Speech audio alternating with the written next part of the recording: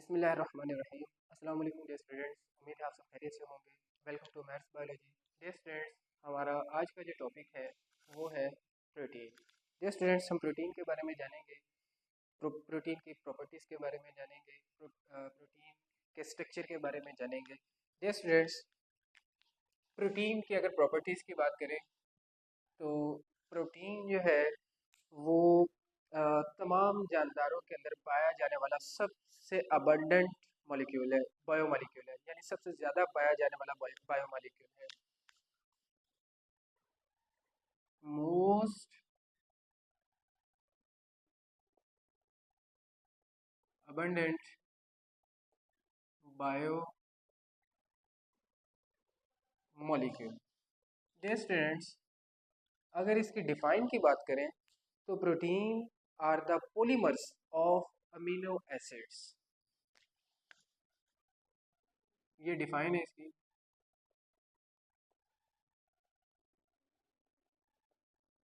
Protein are the polymers of amino acids. Dear students, यहाँ पे जो पॉलीमर है, पॉलीमर का क्या मतलब है? गलत लिख दिया है।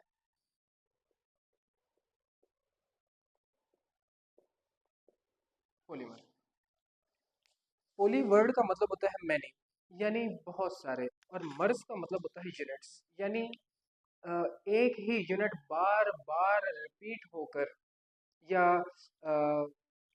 दो या दो से ज़्यादा सेम टाइप के जो मोनोमर्स हैं, जो सब यूनिट्स हैं, वो बार बार रिपीट होकर एक कम्प्लेक्स मॉलिक्यूल बनाते हैं।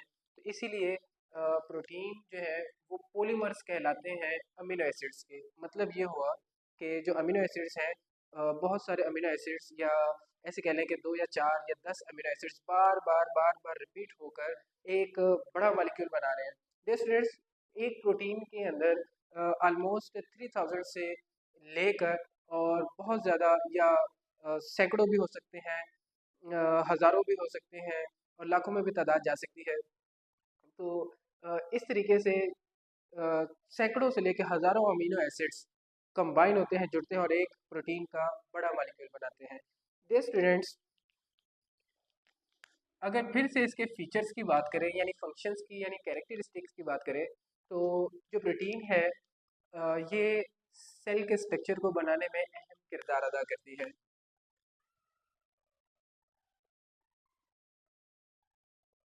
प्ले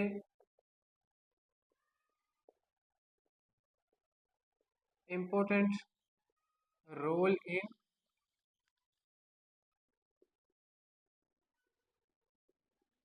सेल स्ट्रक्चर, यानी ये सेल के स्ट्रक्चर को बनाने में अहम किरदार अदा करती है।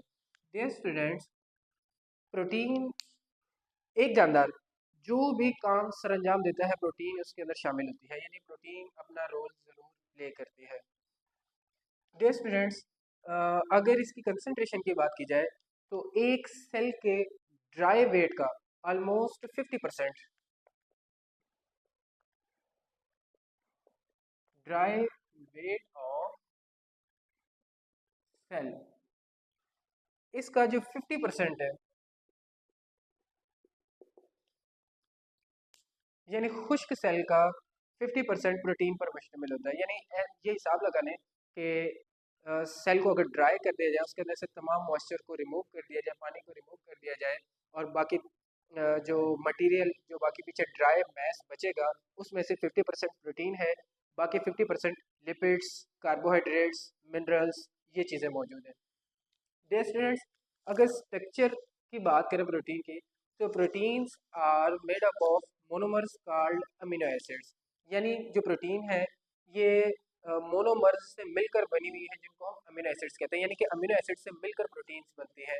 इसी तरीके से different proteins are made up of different number of amino acids, यानी कि मुख्तलिफ किस्म की जो प्रोटीन्स हैं वो मुख्तलिफ किस्म, सॉरी, मुख्तलिफ नंबर्स के जो अमीनो एसिड्स हैं, यानी डिफरेंट अमीनो एसिड की तादाद से मिलकर डिफरेंट प्रोटीन्स बनती है। डियर स्टूडेंट्स, अगर इसकी एग्जांपल की बात करें, मिसाल के तौर पे इंसुलिन। इंसुलिन भी एक प्रोटीन है। इंसुलिन के अगर फंक्शन की बात करें तो आप सब जानते होंगे कि इंसुलिन जो है ये ग्लूकोज की कंसंट्रेशन को कंट्रोल करने में अहम किरदार अदा करती है। जब हम खाना खाते हैं तो उस दौरान हमारे ब्लड के अंदर शुगर लेवल ज़्यादा हो जाता है, तो उस एक्स्ट्रा ग्लूकोज को नॉर्मल लेवल पर लाने के लिए इंसुलिन रिलीज़ की जाती है, जो कि पेंक्रियाज से रिलीज़ होती है। वो इंसुलिन ग्लूकोज की हाई कंसंट्रेशन को नॉर्मल कंसंट्रेशन पर लेकर आती है। डियर स्टूडेंट्स, अब ये जो इंसुलिन है ये भी एक प्रोटीन है। इसके अंदर अगर अमीनो एसिड्स की तादाद की बात की जाए, ये जो अमीनो एसिड्स हैं इनकी अगर तादाद की बात की जाए तो 51 अमीनो एसिड्स मौजूद होते हैं, यानी 51 अमीनो एसिड्स इंसुलिन के अंदर मौजूद होते हैं। इंसुलिन की जो इंसुलिन प्रोटीन जो है इसका जो स्ट्रक्चर है वो 51 यानी 51 अमीनो एसिड से मिलकर बना हुआ होता है। डियर स्टूडेंट्स, इसी तरीके से एक और मिसाल की बात कर लेते हैं। हमारे पास एक और मिसाल है haemoglobin.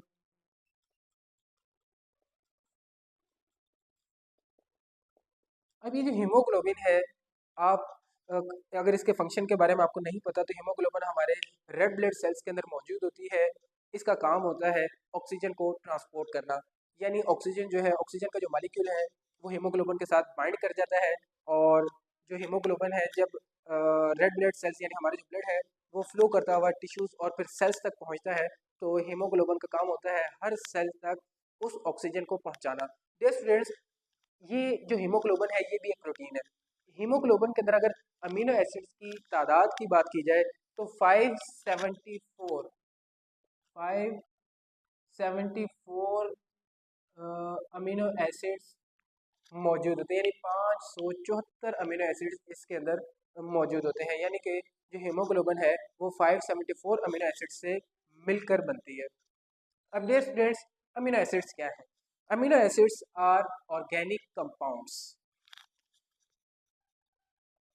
Are organic compounds. Organic compounds के बारे में आपको पता ही है।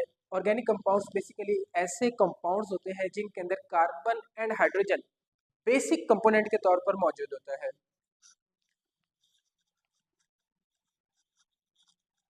कार्बन एंड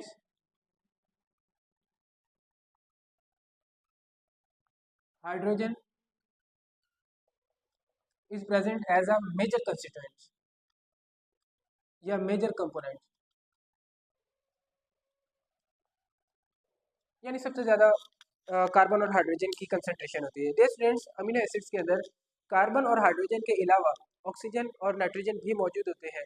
डियर स्टूडेंट्स, इसके स्ट्रक्चर के बारे में हम यहाँ पे डिस्कस करेंगे। पहले हम जान लेते हैं कि अमीनो एसिड्स क्या है। डियर स्टूडेंट्स, अमीनो एसिड्स तमाम जानदारों में 174 टाइप्स के मौजूद होते हैं।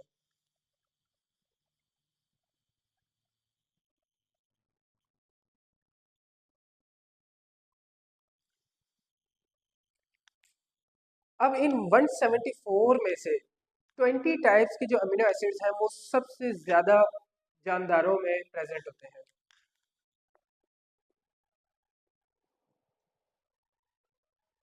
20 टाइप्स ऑफ अमीनो एसिड्स, यानी सबसे ज़्यादा जो जानदारों के अजसाम यानी प्रोटीन को बनाने में जो पार्टिसिपेट करते हैं वो ये 20 टाइप्स के अमीनो एसिड्स होते हैं। अब वो 20 टाइप्स के अमीनो एसिड्स कौन से हैं? डियर स्टूडेंट्स, इन 20 टाइप्स के अमीनो एसिड्स को हम essential and non essential amino acids के नाम से जानते हैं।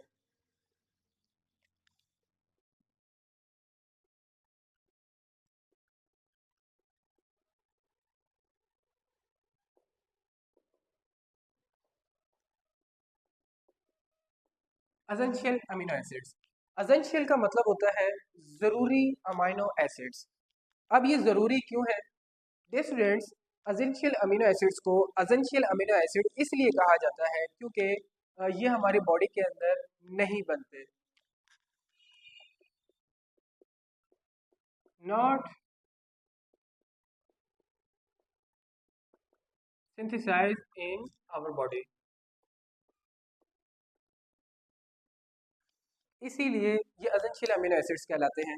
इनको खुराक के साथ लेना ज़रूरी है। अगर इनको खुराक के साथ नहीं लेंगे तो हमारी बॉडी में बहुत से ऐसे फंक्शंस हैं जो स्टॉप हो जाएंगे, स्लो डाउन हो जाएंगे और उससे बहुत से नुकसानात होंगे। इसीलिए इनको एसेंशियल अमीनो एसिड्स कहा जाता है। इसीलिए इनको खुराक के साथ लेना ज़रूरी है। डियर फ्रेंड्स, इन्हीं 20 अमीनो एसिड्स में से कुछ amino acids non essential amino acids कहलाते हैं।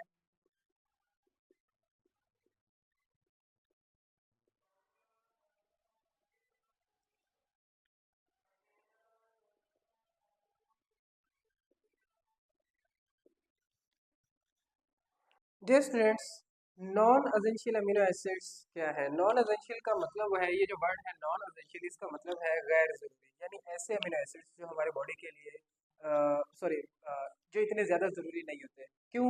क्योंकि ये हमारी बॉडी के अंदर सिंथेसाइज किए जा सकते हैं, ये हमारी बॉडी के अंदर बनाए जा सकते हैं, इसीलिए ये ज़रूरी नहीं होते, यानी कि इनको खुराक के साथ लेना या खुराक के ज़रिए लेना लाजमी नहीं है। इसीलिए ये नॉन एसेंशियल अमीनो एसिड्स कहलाते हैं, क्योंकि हमारी बॉडी के अंदर सिंथेसाइज किए जा सकते हैं, can B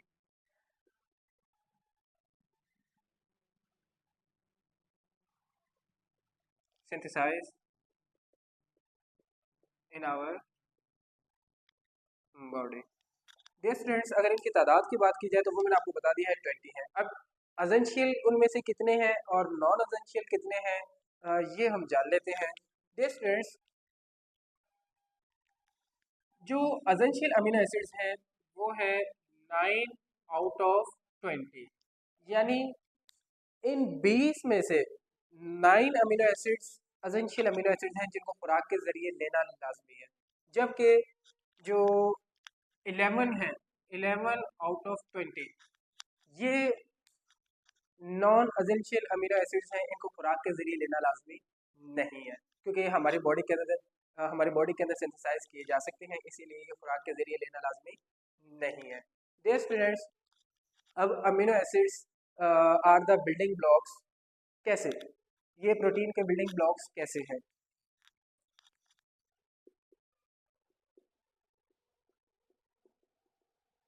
proteins are the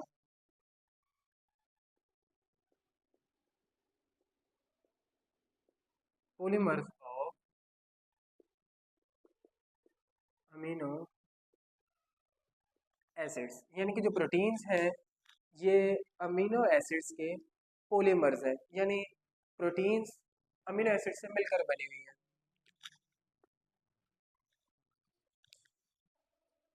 जिस तरह एक बिल्डिंग ब्रिक्स से मिलकर बनती है, एक पूरी बिल्डिंग जो है वो ईंटों से मिलकर बनती है, तो ईंटें जो है वो प्रोटीन के बिल्डिंग ब्लॉक्स होते हैं। इसी तरीके से जितनी भी किस्म की प्रोटीन्स हैं वो अमीनो एसिड से मिलकर बनती हैं, इसीलिए अमीनो एसिड्स जो है वो प्रोटीन के बिल्डिंग ब्लॉक्स कहलाते हैं।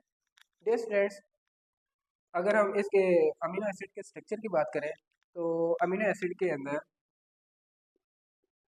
एक कार्बोक्सिलिक ग्रुप आ जाता है, इसमें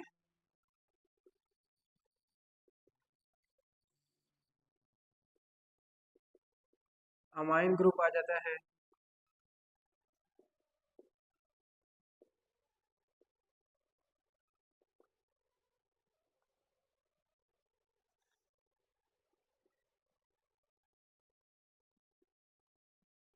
इसमें एक सेंट्रल कार्बन है, सेंट्रल कार्बन एटम, और इसमें एक side chain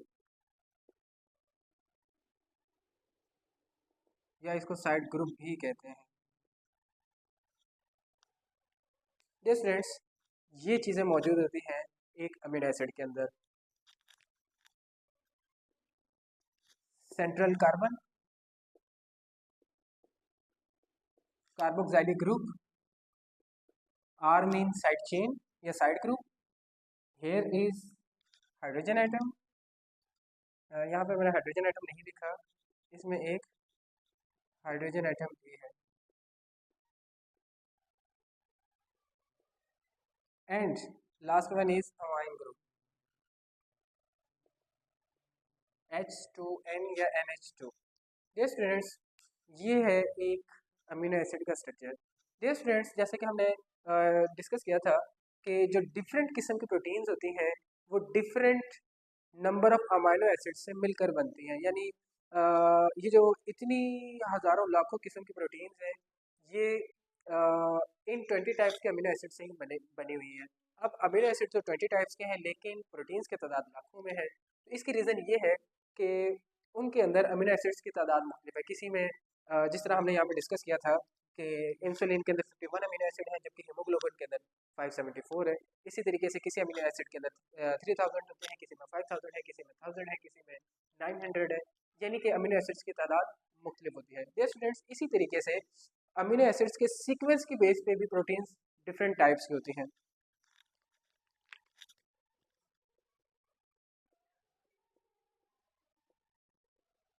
proteins are different types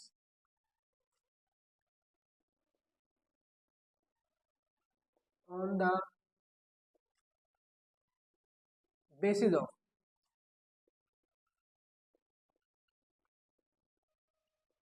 sequence of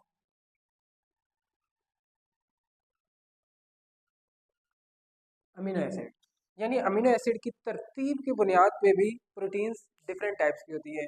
यानी कि सिर्फ एक अमीनो एसिड के चेंज होने से प्रोटीन डिफरेंट हो जाती है। इसी तरीके से ये जो 20 टाइप्स के अमीनो एसिड है, ये भी डिपेंड करते हैं इस साइड चेन यानी आर पे डिपेंडेंट होते हैं। यहाँ पे ये जो आर है, ये डिफरेंट किस्म के ग्रुप्स हो सकते हैं। मिसाल के तौर पे ग्लाइसिन एक अमीनो एसिड है, ग्लाइसिन।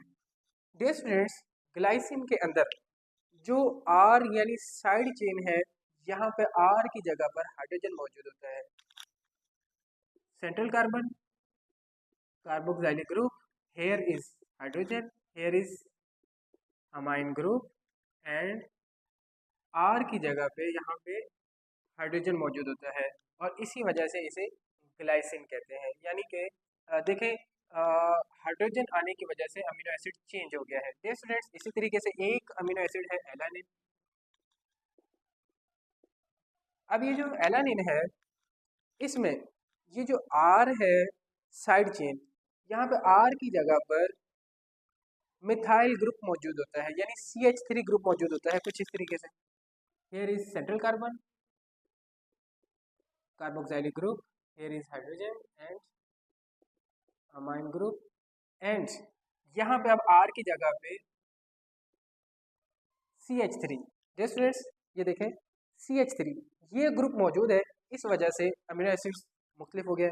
ये ग्लाइसिन है क्योंकि यहाँ पे हाइड्रोजन है आर की जगह पर, और ये एलानिन है क्योंकि यहाँ पे आर की जगह पे मिथाइल ग्रुप मौजूद है। डियर स्टूडेंट्स, ये था आज का हमारा टॉपिक। आई होप आपको समझ आई होगी। आज के लिए इजाज़त दें। अल्लाह हाफिज़।